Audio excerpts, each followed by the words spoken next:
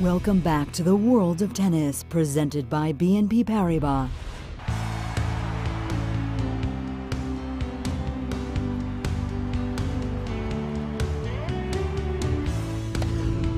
Time now for Ian Eagle and the editors from Tennis.com.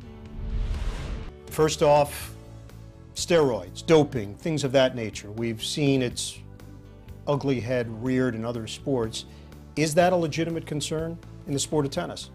Well, it's definitely a concern, and I hope for the sport that it is clean as it can get here, because, you know, in a sport like baseball, I think we're still seeing a pall cast over it with how bad the steroid epidemic was there. But when you think about what's happened in tennis the past few years, we've had sort of scares and instances. We have Mariano Puerta, the 2005 French Open finalist, convicted for doping.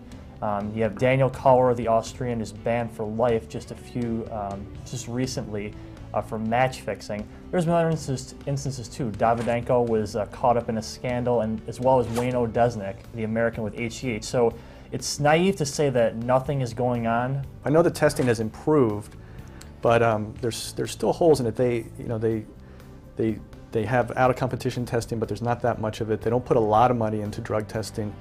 But at the same time, they really haven't caught many people. It's a mystery at this point. Well, I hear a lot of, if they haven't caught people, doesn't mean that that people are doing right. it. So that's always a tough thing. And I'll tell you one thing: if I hear one more person say, if you look at Nadal's biceps, you can tell he's going. It's crazy. That these people are uber athletes. That's why they win the way they do. So it is an awful lot of speculation about these things, and people tend to protect the ones that my guy would never do that, but look at him. He's so it's kind of crazy. But I think the bigger point for tennis in a way is that it's not a sport in which doping is going to help you a tremendous amount. It'll increase your stamina for sure. A guy like Puerta, popping up in a French Open final, that's kind of a testament to what doping can do. Even Peter Korda, the biggest case really was Grand Slam champion Peter Korda, who won the Australian Open, was doping. But I tend to think it's fairly clean, and I'll tell you, you ask these players, and they think they're being tested plenty.